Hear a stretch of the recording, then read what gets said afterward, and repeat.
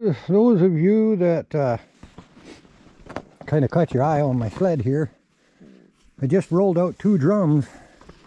We have a natural curl here at the end, and then I just fit in some boards, cut design to make a nice curl, and then went with 10-foot 2x4s on the edges. But where the 2 drums come down here and they join, I just used screws and overlap the back drum, put it on top, that way there's no lip to catch, and on the inside it kind of flows to the ground.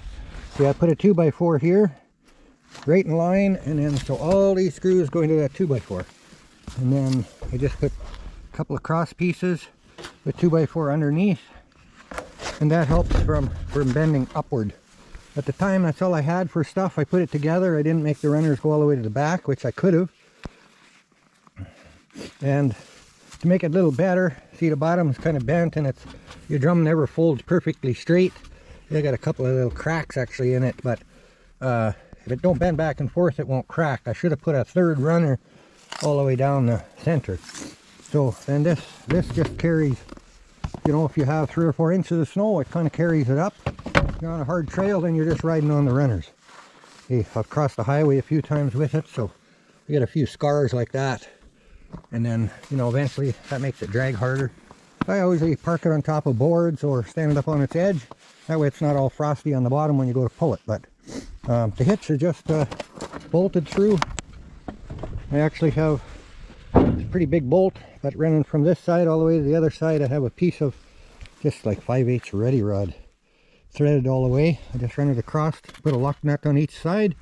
That bar goes all the way across, and then I just 1 bolt in each corner. And where this joins, so it flexes a little bit, and just a little welding there on the hitch for putting springs in loaded. Just brought the angle iron together, welded a little piece of steel in here, and welder didn't weld very good that day. We just a little chicken shit on there, but it holds together. I've yanked some big loads. If you go back last year, my videos, man, I hauled some big loads here before, 6-7 logs at once. And but these springs, it allows you, when you take off, gives you a little jerk like that, breaks your sleigh loose, and then you just easy on the throttle and away you go.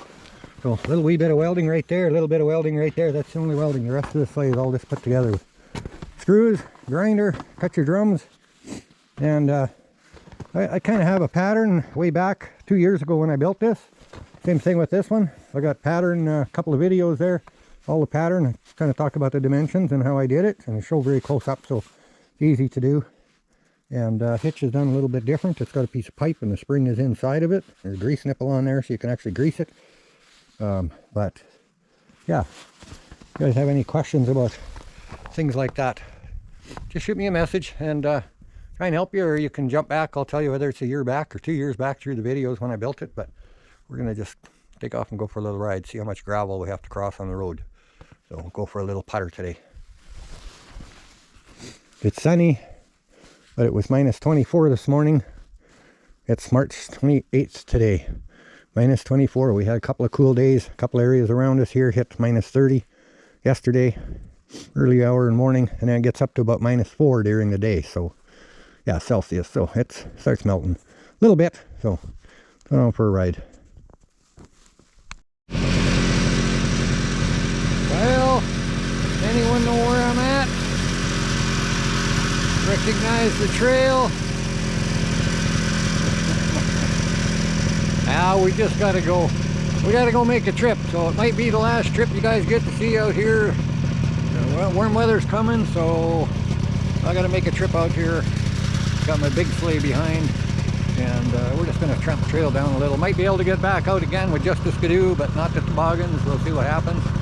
But these are beautiful days, only like -1, sunny. So here's our little look at the trail, and all there is deer tracks. Deer tracks and some more deer tracks. So we'll take a little rip and show you along the way.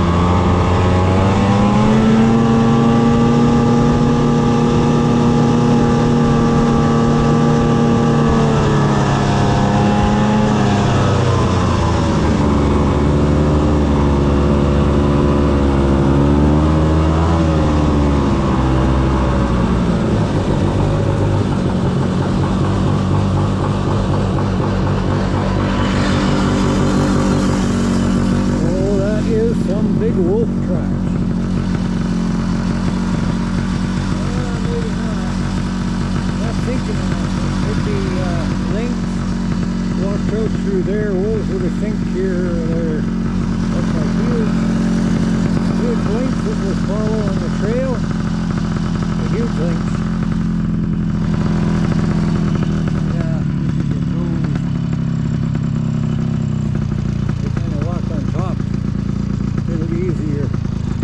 I don't know if that... There's been wolverine around too, different times. The way the tracks are, the way the stepping, pretty big step. Well, let's tour around now.